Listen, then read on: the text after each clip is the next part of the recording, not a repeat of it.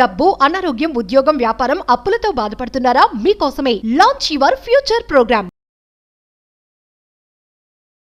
నమస్తే, welcome back to Suman TV. Present మనతో పాటు ఉన్నారు motivational speaker, family counsellor, public speaker Rajani Ramma గారు. నమస్తే మ్యామ్. నమస్తే నవీన. మేడం, నేను ఒక రీల్ చూశాను. ఇప్పుడు తల్లిని బ్రతికున్నప్పుడు అంటే అందరూ కొంతమంది ఉంటారు, అమ్మని బ్రతికున్నప్పుడు పట్టించుకోరు, అంటే హానర్ చెయ్యరు, ఏదైనా చెప్తే వినరు మాట. కానీ ఎప్పుడైతే అమ్మ చనిపోతారో అప్పటి నుంచి చూడండి ప్రేమ విపరీతంగా పెరిగిపోద్ది. ఇంకా ఫొటోస్ పెట్టేయడము, ఏదో అన్నదానాలను చేయడము, ఇంకా చాలా చాలా చేస్తూనే ఉంటారు కదా. అంటే బ్రతికున్నప్పుడు ఎందుకు నువ్వు ఫుల్ఫిల్ చేయలేకపోతున్నావు, చనిపోయాక ఎందుకు నువ్వు ఆ ప్రేమ చూపించడం అనేది ఇక్కడ పాయింట్. కొంతమంది గురించి మాట్లాడుకుందాం, అందరి గురించి కాదు. తల్లి బ్రతుకున్నప్పుడు ఎందుకు వాల్యూ ఇవ్వరు, తల్లి చెప్పిన మాట ఎందుకు వినరు, తర్వాత ఎందుకు ఇవన్నీ చేయడం? ఆవిడ చూడట్లేదు కదా, ఆవిడ ఎక్కడో ఉంటారు. ఆవిడ చూడని ఆవిడకి ఇవన్నీ చేయడం వల్ల ఉపయోగం ఏంటి అనేది నా ప్రశ్న. మీరు అన్నట్టు అందరి అమ్మల విషయంలో కాదు అది. కొంతమంది అమ్మల్ని ఎత్తి మీద పెట్టుకుని భార్యని నానా కష్టాలు పాలు చేసిన వాళ్ళు ఇప్పటికీ ఉన్నారు, మన ముందే తిరుగుతున్నారు వాళ్ళు. అమ్మ తర్వాత ఎవరైనా, అమ్మ అబద్ధం చెప్పినా సరే అమ్మ కూచిలు కూడా ఉన్నారు. భార్య నిజం చెప్పినా సరే భార్య అబద్ధాలు కోరు. తల్లి అబద్ధం చెప్పినా సరే తల్లి చాలా మంచి మాట చెప్పింది, నిజాయితీ పొర్రాలి, అలా ఉండేవాళ్ళు కూడా ఉన్నారు. అంటే అంటే దాన్ని ఇంకో యాంగిల్లో చెప్పాలంటే, తల్లి కాబట్టి నిజం తెలిసినా సరే తల్లి కాబట్టి ఏమి అనకూడదు అనే ఒక విచక్షణతో అలా బిహేవ్ చేస్తారు. కొంతమంది మీరు అన్నట్టు బతికుండంగా ఏమి చేయరు, చూడరు, పట్టించుకోరు, మాట వినరు.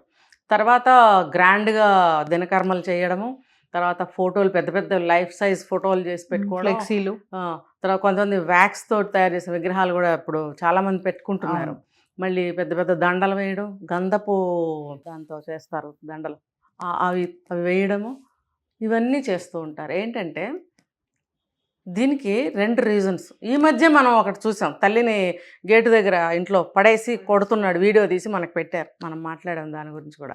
సమాజంలో అతను తల్లిని కొడుతూ కనిపించాడు, లేదు కనపడలేదు, ఇంట్లోనే రోజు హింస పెడుతున్నాడు, తల్లి మాట వినడు. అంటే నేను తల్లిని సరిగ్గా చూడలేదు అని అనుకుంటారని చెప్పి ఆఫ్టర్ దట్, అంటే చనిపోయిన తర్వాత చాలా గ్రాండ్గా చేయడము, అన్ని విషయాలు పెద్ద పెద్ద ఫోటోలు పెట్టుకోవడము, తల్లి గురించి భాషణలు ఇవ్వడం లాంటివి చేస్తూ ఉంటారు. ఇందులోనే 2వ కేటగిరీ చెప్తాను నేను. వీళ్ళు ఏంటంటే చిన్నప్పటి నుంచి తండ్రి తల్లిని ఏ విధంగా అయితే ట్రీట్ చేస్తూ ఉంటాడో అది చూస్తూ పెరుగుతాడు. అంటే తండ్రి మేలు, కొడుకు మేలు, మేల్కి మేలు చేసేవి బాగా కనెక్ట్ అవుతారు కదా. తర్వాత స్వయంగా తన ఇంట్లో తండ్రి అలా చేస్తున్నప్పుడు నేనెందుకు చేయకూడదు అంటే, అక్కడ రిలేషను వాళ్ళిద్దరు భార్యాభర్తలు, మేమిద్దరం తల్లి కొడుకులు అనే రిలేషన్ ఆ వయసులో తెలియదు. నేను మీకు ఒక సంఘటన చెప్పాను దీని గురించి, గతంలో వీడియో చేసాం మనం. 1 year బాబుగా ఉన్నప్పటి నుంచి తల్లిని కొట్టేవాడు, బూతులు తిట్టేవాడు, జుట్టు పీకేవాడు, మొహం మీద ఎక్కడ పడితే అక్కడ కొట్టేవాడు అని చెప్పాను కదా. అది ఎందుకు అంటే తండ్రి అలా చేసేవాడు, చేయడం వల్ల కళ్ళతో చూస్తూ తను చేయొచ్చు అనుకున్నాడు. ఇంకొకటి, నువ్వు మగాడివిరా అంటూ పెంచుతారు కొంతమంది. నాన్న మగాడు, నేను మగాడిని, నాన్న కొడుతున్నాడు, నేను ఎందుకు కొట్టకూడదు అంటే, నాకు ఈవిడ తల్లి అతనికి భార్య అనేది అతను తెలీదు ఆ చిన్న వయసులో. అంటే ఇక్కడ భార్యను కొట్టచ్చా అంటారేమో, నేను ఆ టాపిక్ మీద మాట్లాడట్లేదు. నేను భార్యను మాత్రం ఎందుకు కొట్టాలి, కానీ ఇక్కడ ఆ టాపిక్ వేరేది కాబట్టి ఈ సందర్భంగా నేను చెప్పడం జరుగుతుంది. కాబట్టి తండ్రి ఏం చేస్తూ ఉంటాడో అది చూస్తూ పెరుగుతాడు పిల్లవాడు, అదే పద్ధతిలో తల్లిని ట్రీట్ చేస్తూ ఉంటాడు. ఇప్పుడు భర్త భార్యని మాట లెక్క చేయకుండా తిరిగాడు అనుకోండి, పిల్లాడు కూడా లెక్క చేయడు. ఇక్కడ కూడా అదే రీజన్ చెప్తాను నేను.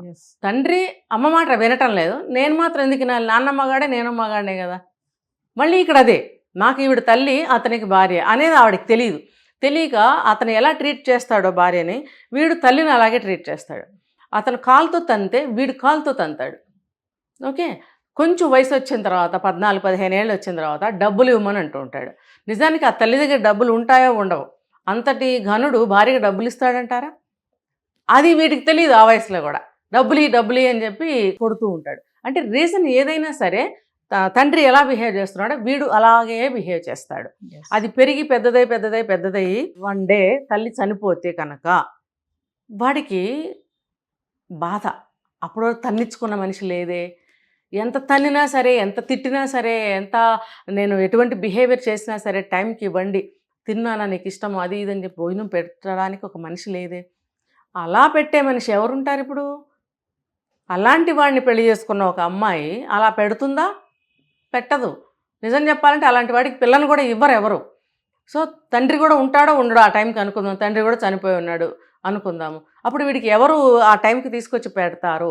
బాబు అది, బాబు ఇది అని 24 గంటలు తల్లి వెనకబడి చేసే ప్రతి ఒక్క పని, ప్రతి ఒక్క హెల్ప్, ప్రతి ఒక్క సజెషన్, ప్రతి ఒక్క సలహా, ప్రతి ఒక్క జాగ్రత్త ఏదైనా సరే, వాడికి జ్వరం వచ్చినా జలుబు వచ్చినా గడగడలాడిపోయి తల్లి, దిగులు పెట్టుకునే తల్లి, అవన్నీ గుర్తుకొస్తూ ఉంటాయి. గుర్తుకొచ్చినప్పుడు వాడు ఏం చేస్తాడంటే, బ్రతికుండంగా నేను ఎంత బాధ పెట్టాను కాబట్టి ఆ పశ్చాత్తాప ధోరణితోటి గ్రాండ్గా చేయడము, ఫోటోలు పెట్టుకుని నిత్యం ఆ తల్లిని స్మరించుకోవడము, తల్లి గురించి గొప్పగా చెప్పడం అనేది అప్పుడు ప్రారంభిస్తారు. అంటే మేడం పశ్చాత్తాపం అన్నారు కదా, అబ్బాయి అమ్మాయి కానీ, అది నిజంగా అదే అంటారా? పశ్చాత్తాపం అంటారా, లేదంటే సొసైటీ చూస్తుంది అమ్మో ఏం చెయ్యట్లేదు? ఇప్పుడు నేను చెప్పిన దాంట్లో పశ్చాత్తాపమే ఉంటుంది. ఇప్పుడు దీనికి ముందు చెప్పాను చూసారా, వీడు చేస్తున్న బిహేవియరు సమాజంలో అందరికి ఎంతో కొంత తెలిసినప్పుడు వాడు తల్లిని నానా బాధ పెట్టాడు, పోయిన తర్వాత ఎలా చేస్తున్నాడు అని అనుకోకుండా ఉండాలని చెప్పి గ్రాండ్గా చేస్తాడు వాడు. నేను ఇంత బాగా చేశాను, మా అమ్మ అంటే నాకు ఎంత ప్రేమో అని చాటింపు వేసుకోవడం కోసం చేస్తాడు. అదొక కేటగిరీ. ఆ కేటగిరీలో మనుషులు మీరు చెప్పినట్టు మనం అప్పుడప్పుడు కొన్ని రీల్స్ చూస్తూ ఉంటాం. ఈ మధ్యన ఒకటి చూసాం కదా మేడం, తల్లిని ఇట్లా కింద పడేసి తంతున్నాడు, కొడుతున్నారు, కొంతమంది రోడ్డు మీద వదిలేస్తారు, కొంతమంది వృద్ధాశ్రమంలో వదిలేయడం చూస్తున్నాం. ఫైనల్గా ఏం చెప్తారు? అలాంటి పిల్లలు పేరెంట్స్ ని కొట్టేవాళ్ళు, తిట్టేవాళ్ళు, చంపేసే వాళ్ళు కూడా ఉన్నారు. తర్వాత మళ్ళీ అసలు ఎంతో ప్రేమ ఉన్నట్టుగా ఇలా బిహేవ్ చేయడం, అలాంటి వాళ్ళకి ఏం చెప్తారు ఫైనల్ గా? అది చిన్న వయసులో ఎవరు చెప్పాలా బాబుకి? ఇప్పుడు మనం ప్రకటన ఇస్తాము, లేకపోతే యూట్యూబ్లో ఒక ప్రోగ్రామ్ చేసి పెడతాం, వాడు చూస్తాడా? చూడ్డు. పెద్దవాళ్ళు చూస్తారు. పెద్దవాళ్ళు చూసినప్పుడు ఆ పిల్లవాడికి చూపిస్తారా? వీళ్ళకే బుద్ధి లేదు, వీళ్ళు ఇంత మంచి తీసుకెళ్ళి ఆ చిన్న పిల్లవాడికి చూపిస్తే వాడికి అర్థమవుతుందా? రెండు జరిగేవి కాదు.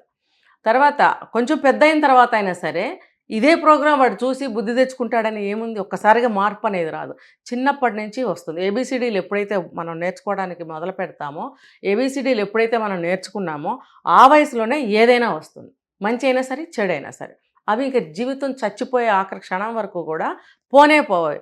మనం మర్చిపోతామా? ఏబిసిడీలు చనిపోయి పాడెక్కినా సరే మనం మర్చిపోం. అలాగే ఏ విషయమైనా సరే మనం చనిపోయే ఆఖరి క్షణం వరకు మనతోనే ఉంటాయి. కాబట్టి మంచి అయినా చెడైనా చిన్నతనంలో, చెడైతే నేర్పకూడదు, మంచి అనేది చిన్నతనంలోనే నేర్చుకోవాలి.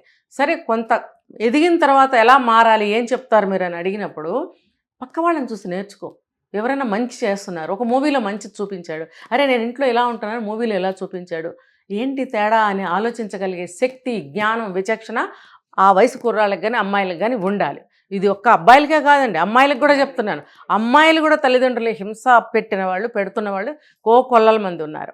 కాబట్టి అలాంటివి చూసినప్పుడైనా సరే చూసి మారాలి, నేను తప్పుదారిలో ఉన్నాను అనేది వాడికి ఖచ్చితంగా తెలియాలి, తెలుస్తుంది కూడా. తెలిసినప్పుడు ఆ మార్పు నువ్వు కొని తెచ్చుకో. ఇప్పుడు ఇది నేర్చుకోగానే అమ్మో నేనేదో మారిపోయాను, చూసి నేర్చుకున్నావు అని అంటారని చెప్పి ఆ ఈగోతోటి నేర్చుకునే వాళ్ళు ఉన్నారు. కానీ అక్కడే వాళ్ళు తప్పు చేస్తున్నారు. అది చూసి మీరు నేర్చుకోండి. నేర్చుకోకపోవటం వల్ల జరిగే నష్టం చాలా ఎక్కువ. చూసి నేర్చుకుని కొంతైనా మీరు మారితే మీకు కానీ ఇంట్లో మెంబర్స్, తల్లి కానీ ఏదైనా మీకు మంచి ఒక లాభం అనేది జరుగుతుంది కదా. తర్వాత మీకు ఫ్యూచర్లో మీ పిల్లలకి మీరు మళ్ళీ ఒక మంచి లక్షణాలు మీరు నేర్పించగలుగుతారు. చిన్న వయసులోనే నేర్పాలండి ఇది. ఒక 10 ఏళ్ళు వచ్చాక, 15 ఏళ్ళు వచ్చాక నేర్పేది కానే కదా ఫస్ట్ది. సెకండ్ థింగ్ ఏంటంటే, నీకు వయసు వచ్చే కొద్దీ తల్లిదండ్రులు ప్రతి క్షణం నీతో ఉండరు. స్కూల్ అని, కాలేజ్ అని, వేరు వేరు విషయాలు ఉంటాయి. అప్పుడు నువ్వు బయట ప్రపంచాన్ని చూస్తున్నప్పుడు ఒక చెడును వదిలేయి, నువ్వు ఒక మంచిని తీసుకో. ఎక్కడైతే నీకు ఒక మంచి కనిపిస్తుందో నువ్వు అడాప్ట్ చేసుకోవాలి అంతే. నీకెవరు వచ్చి చెప్పరు. ఒక సినిమాలో ఒక మోరల్ చూపించాడంటే అది మంచే కదా. సినిమా ఎండింగ్కి మనకు చూపిస్తాడు ఒక మోరల్, దాని నుంచి నేర్చుకోవాల్సిన ఒక మంచి మెసేజ్ అనేది ఎండింగ్కి చూపిస్తాడు. దాన్ని నువ్వు తీసుకో. ఏ సినిమా తీసుకున్నా బ్యాడ్ మెసేజ్ అనేది ఉండదు. సో ఆ ప్రతి ఒక్క మూవీలో ప్రతి ఒక్క మెసేజ్ని, గుడ్ మెసేజ్ని నువ్వు అడాప్ట్ చేసుకున్నట్టయితే నీలో చాలా మార్పు వస్తుంది. ఆ చెడు లక్షణాలు పోయి నీకు మంచి లక్షణాలు వస్తాయి. ఇప్పుడు అందరూ తిడుతున్నారు కానీ నిన్ను ఇలా ఉన్నావేంట్రా, అలా చేస్తావేంట్రా, అమ్మతో ఇలా మాట్లాడతావేంట్రా అని అంటున్నారు కదా. ఆ సినిమాలో మంచి చూపించినప్పుడు ఇది నేర్చుకుంటే నన్ను ఇలా అందరూ అనటం మానేస్తారు కదా అనే జ్ఞానం నీకు ఉండాలి, ఆ విచక్షణ నీకు ఉండాలి.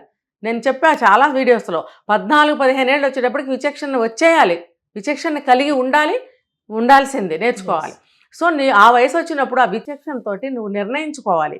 ఆ నిర్ణయం నీకు లైఫ్ను ముందుకు తీసుకెళ్తూ ఉంటాయి. కాబట్టి నువ్వు మంచిని తీసుకో, చెడును వదిలి. ఆ మంచిని ఇంప్లిమెంట్ చేయి. నీకు ఇక్కడి వరకు చెడ్డ పేరు వచ్చినా ఇక ముందు నీకు మంచి పేరే వస్తుంది. Thank you.